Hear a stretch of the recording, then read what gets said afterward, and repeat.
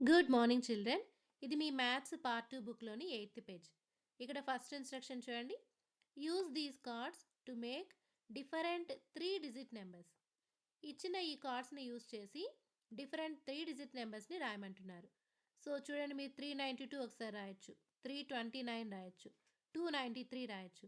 ఇలా ఎన్ని possible 3 digit numbers వస్తాయో అవన్నీ ఇక్కడ రాయాలన్నమాట. నెక్స్ట్ ఇది కూడా అంతే. Use these cards to make different 3 digit numbers. So వీటిని యూజ్ చేసి డిఫరెంట్ 3 డిజిట్ నంబర్స్ రాయాలి. రాసిన తర్వాత ద గ్రేటెస్ట్ పాసిబుల్ నంబర్ ఏంటి అనేది రాయాలి. అంటే మీరు రాసిన అన్ని 3 డిజిట్స్ నంబర్స్‌లో కల్లా గ్రేటెస్ట్ నంబర్ ఏది? నెక్స్ట్ స్మాలెస్ట్ పాసిబుల్ నంబర్ ఏదో కూడా రాయాలి. నెక్స్ట్ థర్డ్ ఇన్‌స్ట్రక్షన్ చూడండి. Use these cards to make different 4 digit numbers. ఇందాక 3 డిజిట్ నంబర్స్ రాసాము. ఇప్పుడు 4 డిజిట్ నంబర్స్ రాయాలి. ఈ 4 కార్డ్స్‌ని యూజ్ చేసి ఎన్ని 4 డిజిట్ నంబర్స్ పాసిబిలిటీ ఉంటుందో అన్ని పాసిబిలిటీస్ రాయాలి. రాసాక వచ్చిన వాటిలో ద గ్రేటెస్ట్ పాసిబుల్ నంబర్ ఏది? స్మాలెస్ట్ పాసిబుల్ నంబర్ ఏదో కూడా ఇక్కడ రాయాలి.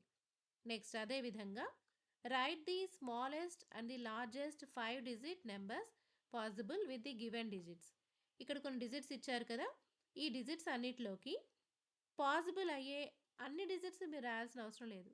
అంటే అన్ని నంబర్స్‌ని మీరు రాయాల్సిన అవసరం లేదు. స్మాలెస్ట్ 5 డిజిట్ నంబర్ ఏమొస్తుంది? లార్జెస్ట్ 5 డిజిట్ నంబర్ ఏం పాసిబుల్ ఉంటుందో అది మాత్రమే రాస్తే సరిపోతుంది. సో ఇక్కడ ఈ డిజిట్స్‌ని ఉపయోగించి అది కూడా అంతే. Only smallest 5 digit number, largest 5 digit number ఏమవుతుందో అదొకటి రాస్తే సరిపోతుంది. ఇది 8థ్ పేజ్.